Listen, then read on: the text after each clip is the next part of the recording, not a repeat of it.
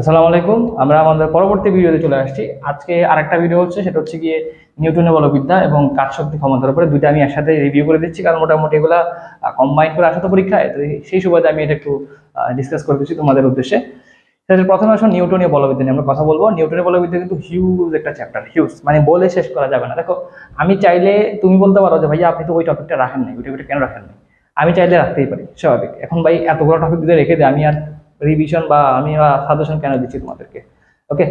তো যদি বিগত বছরে আমি কথা বলি, বিগত বছরের প্রশ্ন কিন্তু তোমাদের ব্যাংকিং কোণ থেকে আসছে। ওকে, ব্যাংকিং কোণ থেকে আসছে এবং কেন্দ্রমুখী বল, এখানে আমি বল নিয়ে আলোচনা করছি, বাট গতবার প্রশ্ন আসছে কেন্দ্রমুখী ত্বরণ থেকে। ঠিক আছে, গতবারের প্রশ্ন আসছে কেন্দ্রমুখী ত্বরণ থেকে, আর ব্যাংকিং কোণ থেকে প্রশ্ন আসছে। ঠিক আছে, তো তোমরা এখানে আমি আরেকটা জিনিস অ্যাড করব, সেটা হচ্ছে গিয়ে 8 নম্বরে সুতার টান। এটা একটু অ্যাড করা উচিত, আমি অ্যাড করলাম এই জন্য।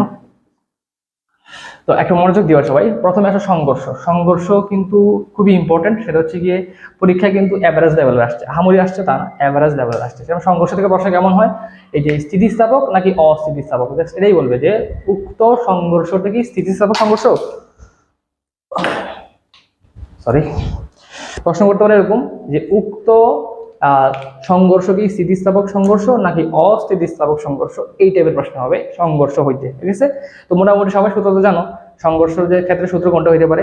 ওই যে half m1 u1 square plus half m2 u2 square is equal to ওই যে half m1 b1 square plus half m2 b2 square. এই প্রশ্নগুলা, ওকে, এই প্রশ্নগুলা সংঘর্ষের ক্ষেত্রে কাজে লাগে। মানে সংঘর্ষের পূর্বে এবং সংঘর্ষের পরে যদি আমাদের সমান হয়ে যায়, তাহলে আমি বলতে পারি এটা হচ্ছে কি স্থিতিস্থাপক সংঘর্ষ। আর যদি সমান না হয়, তাহলে অস্থিতিস্থাপক সংঘর্ষ। তাহলে আমাদের সংঘর্ষ টপিক গেল।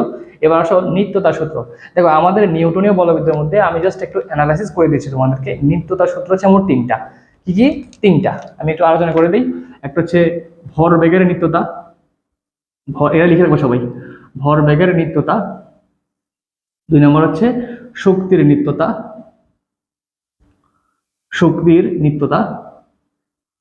আর 3 নম্বর হচ্ছে কৌণিক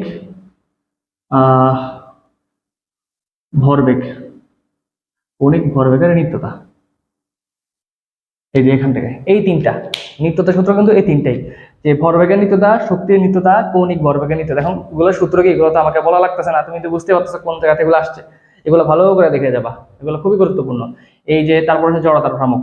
জড়তার, আমি লাস্টে একটা এক্সট্রা কথা বলবো, জাস্ট দেখে রাখবো ভালো করে, তাহলে হয়ে যাবে। আগেগুলো শেষ করি আমরা। জড়তার ভ্রামক, জড়তার ভ্রামক দিয়ে কিন্তু কোন লেভেলের প্রশ্ন আহামরি আসে না, বিগত বছর খুব একটা বেশি আসে নাই। তারপরে যদি আমি ইম্পর্টেন্ট যদি বলি, জড়তার ভ্রামক মোটামুটি ভালো ইম্পর্টেন্ট আছে, যে এগুলোকে দেখে যাওয়া মনে করো দিয়ে। এগুলোর যে শেপ, বিভিন্ন শেপ আকৃতির উপর ডিপেন্ড করে কিন্তু জড়তার ভ্রামকের মান কিন্তু চেঞ্জ হয়। জড়তার ভ্রামক, চক্রবর্তী ব্যাসার্ধ, এগুলো থেকে প্রশ্ন কিন্তু আসে।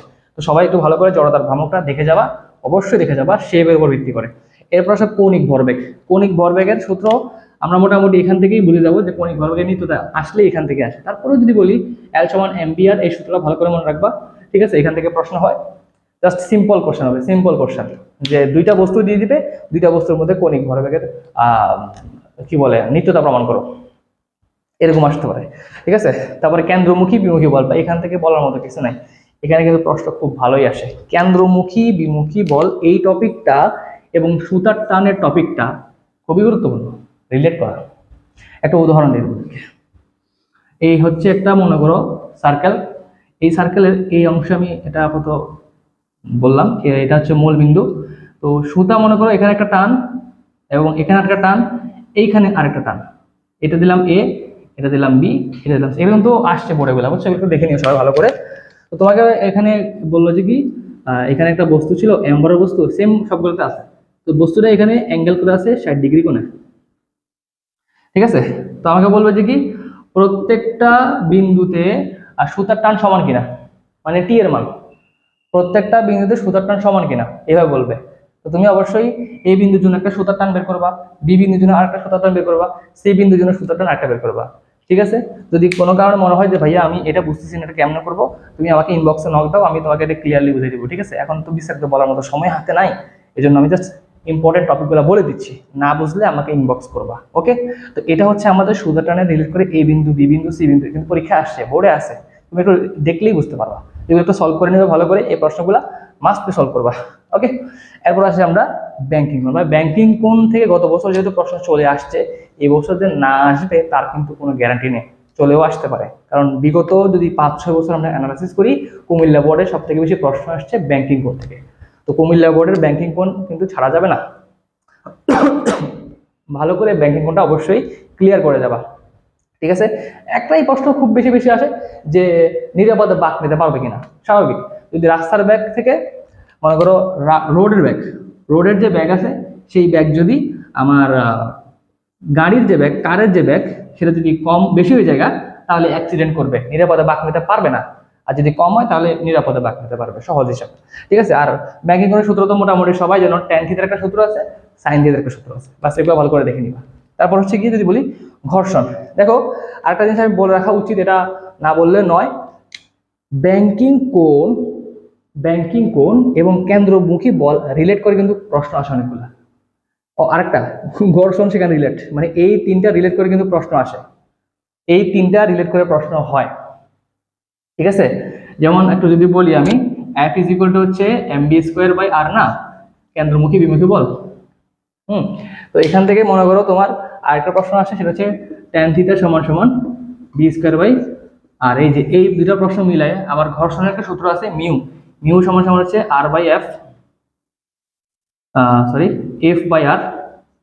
এই যে একটু মনোযোগ দিলেই বুঝতে পারবা, এখানে যে এফ আছে না, এই এফ এর মানটা এখান থেকে বের করে এখানে বসাবে, তুমি এখান থেকে আর এর মানটা বের করবা। ভাই অনেক ডিফিকাল্ট কিন্তু, এই তিনটা সূত্র রিলেট করে, আমি আবার লিখে রাখছি কিন্তু, এই তিনটা সূত্র রিলেট করে কিন্তু প্রশ্ন হয়। এই যে তোমরা কিন্তু বোর্ডে এরকম অনেক প্রশ্ন পাবা এই টাইপের, এই তিনটা রিলেট করে প্রশ্ন হয়, কিন্তু মাথায় রাখবে, এটা কিন্তু ভালো করে মাথায় রাখবা। আচ্ছা, যেটা তোমাদেরকে বললাম যে এই তিনটা থেকে প্রশ্ন কিন্তু হয়, আমি একটু অ্যানালাইসিস করে দিই তোমাদেরকে, কেমন প্রশ্ন এখান থেকে হচ্ছে একটু দেখাই দিই, খুব বেশি দরকার দেখানোটা, একটু দেখাই দিই সাইড দিয়ে, সবাই একটু নোট করে তুলে নিবা। এই যে মিউ, মানে তোমাকে প্রশ্নটা করবে কিভাবে, এই তিনটার জন্য কিন্তু ইনফরমেশন থাকবে। তোমাকে বলবে যে এরকম যে নিরাপদে বাঁক নিতে পারবে কিনা। তো তুমি বুঝতে পারছো নিরাপদে বাঁক নেওয়ার জন্য তুমি এগুলো অ্যাপ্লাই করে দিবা, সহজ হিসাব। বাট প্রশ্নের মধ্যে ট্যান থিটা রিলেট করে কিছু থাকবে না। এই এটা তো ঝলকা লাগা দিল, ট্যান থিটা রিলেট করে কিছু থাকবে না, তখন কি করবা, ঝামেলা পড়ে যাবা। তো সেই ক্ষেত্রে অবশ্যই মনে রাখতে হবে, যখন প্রশ্নের মধ্যে মিউ, এফ, আর এগুলা মানে ইনভলভ করে দিয়ে দিছে, তোমাকে অবশ্যই যখন বলছে যে নিরাপদে বাঁক নিতে পারবে কিনা, তুমি তখন অবশ্যই এই জিনিসটা অ্যাপ্লাই করবে। আমি একটু দেখাই দিচ্ছি তোমাদেরকে, যে মিউ সমান সমান আমরা সূত্র কি জানি, f/r না, মিউ সমান f/r। ওকে, তো এখানে যে এফ আছে না, এই এফটা এই এফের সাথে তুলনা করো তুমি, তাহলে কি হবে, mb²/r। আর আর সমান কি লেখা যাবে, আর সমান লেখা যাবে mg। কারণ কেন, কারণ আমরা জানি w সমান আমরা জানি হচ্ছে কি আর। ঠিক আছে, বস্তুর ওজন ইজ ইকুয়াল টু প্রতিক্রিয়া বল। তো প্রতিক্রিয়া বল সমান আমরা কি লিখতে পারি, বস্তুর ওজন সমান লেখা যায় mg, ব্যাস হয়ে গেছে বেটা। এই যে এই সূত্রটা অ্যাপ্লাই করে তুমি এখান থেকে বি এর মানটা বের করবে। এই যে বি দেখছো না, আমি গোল করে রাখছি, এই বি এর মানটা তুমি বের করবা। বি এর মানটা দেখবা তোমার উপস্থিত রোডের ব্যাগ কত আছে। মনে করো উপস্থিত রোডের ব্যাগ দেওয়া আছে 40 km/h, তোমার আসছে বিসি মনে করো 30 km/h। তাহলে তুমি কম্পেয়ার করতে পারবে না, কোথায় বেশি কোথায় কম, যেখানে কম সেখানে গাড়িটি নিরাপদে বা বাঁক নিতে সুবিধা হবে। যদি আমার এখান থেকে 30 কিলোমিটার কম আছে, অর্থাৎ আমার নিরাপদে বাঁক নেওয়া পসিবল। বুঝতে পারছো প্রশ্নগুলো আসবে কিভাবে। আমি একটু ডিফিকাল্ট ওয়ে তোমাদেরকে বললাম যে কেমন প্রশ্ন ডিফিকাল্ট ওয়েতে আসতে পারে কুমিল্লা বোর্ডে। এই তিনটা রিলেট করে কিন্তু প্রশ্ন হবে, আবার বলছি এই তিনটা রিলেট করে প্রশ্ন আসতে পারে। তারপর তো সূত্র তো বললামই, এটা তো আর বলতে হচ্ছে না, সূত্র না বললাম। হচ্ছে লাস্টের কথা বলবো, সেটা হচ্ছে তোমার কৌণিক অংশ থেকে প্রশ্ন আসতে পারে। কৌণিক অংশ যেমন ওই যে ওমেগার প্রশ্নগুলো আছে না, যে ওমেগা আই সমান সমান ওমেগা আই না, ওমেগা এফ সমান সমান ওমেগা আই প্লাস 2 α t, এই টাইপের প্রশ্নগুলো একটু দেখে যাবা। ওমেগা রিলেট করে প্রশ্নগুলো, ওমেগা আলফা থিটা, এই টাইপের প্রশ্নগুলো একটু রিলেট করে দেখে যাবা ভাই, কারণ প্রশ্ন কিন্তু এগুলা থেকেও আসতে পারে, ভরসা নেই ভাই। তারপরে ইম্পর্টেন্ট কি বললাম, সব থেকে বেশি ইম্পর্টেন্ট যে ভাইয়া মাত্র দিলাম, এগুলো দেখে যাবা। এবং ডিফিকাল্ট ওয়েতে প্রশ্ন কিভাবে করতে পারে আমি সেটাও তো এখানে উল্লেখ করে বলে দিচ্ছি। এই টপিক 3টা থেকে ডিফিকাল্ট ওয়েতে প্রশ্ন করতে পারে, সূত্র টান থেকে ডিফিকাল্ট ওয়েতে প্রশ্ন করতে পারে, এগুলো একবার দেখে যাবা। আর নিত্য থেকে সূত্র কিন্তু এগুলাই ভালো করে এগুলো দেখে যাবা। তাহলে নিউটনের বলবিদ্যা থেকে আশা করি আর কোনো কঠিন প্রশ্ন যদি আসেও তুমি এটা কি মোকাবিলা করতে কষ্ট হবে না, আশা করি পারবা ইনশাআল্লাহ। ওকে, তো চলো আমরা এখন যাবো হচ্ছে কাজ শক্তি ক্ষমতার মধ্যে।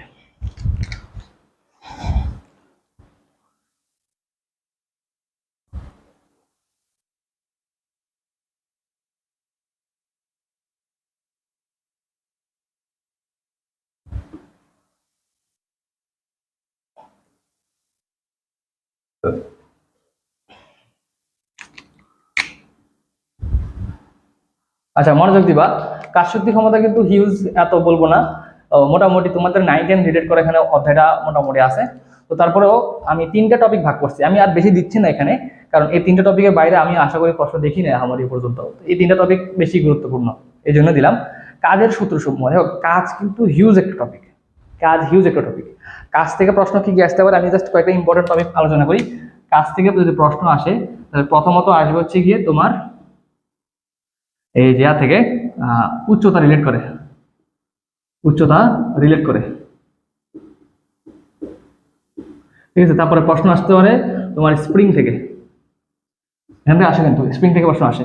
তারপর হচ্ছে আমি যদি বলি তাহলে সেটা হচ্ছে তোমার কাজ শক্তি উপপাদ্য থেকে, কাজ শক্তি উপপাদ্য থেকে প্রশ্ন আসে, ঠিক আছে। এই যে এগুলা, আর আর আশা করি আর খুব একটা বেশি এখান থেকে আসে না, যে এগুলা মোটামুটি বেশি ইম্পর্টেন্ট।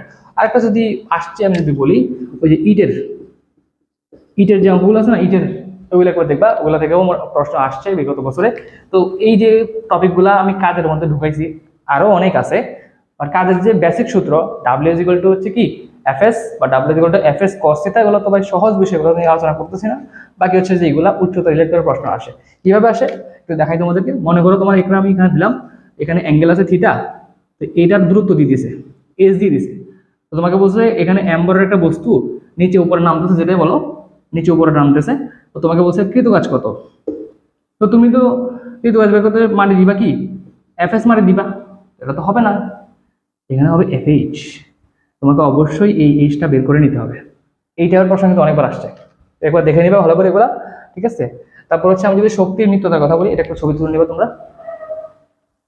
তারপর যদি কথা বলি শক্তির নিত্যতা, শক্তির নিত্যতা থেকে প্রশ্ন কিন্তু প্রচুর আসছে বলতে পারো। প্রচুর বলতে আসলেই যেগুলো থেকে আসে, যে প্রত্যেকটা পয়েন্ট তোমাকে বলবে, প্রত্যেকটা পয়েন্ট তোমাকে বলবে একটা পয়েন্ট একটা পয়েন্ট একটা পয়েন্ট, প্রত্যেকটা পয়েন্টে বলবে তোমাকে এরকম যে শক্তির সংরক্ষণশীলতার নীতি মেনে চলে কিনা, ঠিক আছে। বা প্রত্যেকটা বিন্দুতে মোট শক্তি সমান কিনা। মোট শক্তি মানে কি গতি শক্তি যোগ বিভব শক্তি, এটাই তো। এরপরে যদি আরেকটা ঘুরে পেঁচা প্রশ্ন করে, সেটা আরেকটা দেখো, ভালো করে মনোযোগ দিবে সবাই। এই যে এই সূত্র, এই চিত্রটা সরল দোলক, এখান থেকে প্রশ্ন আসলে আসতে পারে। তো সরল দোলকের টপিকটা খুব বেশি গুরুত্বপূর্ণ, ভালো গুরুত্বপূর্ণ আছে। তো তোমরা এটা একটু দেখে যাওয়া, যে বলবে যে কেন এ বিন্দু বি বিন্দু সি বিন্দু, তিনটা বিন্দু এ বি সি, তিনটা বিন্দুতে শক্তি মানে মোট শক্তি সমান কিনা, বা তিনটা বিন্দুতে শক্তি সংরক্ষণশীলতা নীতি মেনে চলে কিনা, এই টাইপের প্রশ্ন করবে। তো সরল দোলক নিয়েও একটু ভালো করে রিভিশন দিয়ে যাবা। আমার যারা স্টুডেন্ট ছিল বা মানে আসিল, তারা কিন্তু এগুলো কিন্তু পাইছে আমার কাছে, সুতরাং ভালো করে কিন্তু দেখে যাবা। ওকে, পরবর্তী আছে কুয়া সংক্রান্ত। ভাই এটা সম্বন্ধে বলার আমার কিছু নয়। আর কুয়া টপিকটা খুব বেশি ইম্পর্টেন্ট, মানে ভাই যদি প্রশ্ন আসে বিগত বছরে 23 সাল 22 সালে কুয়া থেকে সব থেকে বেশি প্রশ্ন আসছে। তো কুয়া রিলেট করে সবগুলো টপিক ভালো করে দেখে যাবা। কুয়া সম্বন্ধে যদি কোনো ডাউট থাকে এখনো তোমাদের, তাহলে আমাকে বলবা, আমি ওই ডাউটগুলো নিয়ে আগামীকালকে লাইভ ক্লাস নিব, ঠিক আছে। তো ভালো করে এগুলা টপিকগুলো দেখে যাবা, এনাফ কাজ শক্তির জন্য। ওকে, আমরা এখন আমাদের পরবর্তী টপিকে চলে যাবো, মানে পরবর্তী চ্যাপ্টারে চলে যাবো। ভালো করে দেখো এগুলা।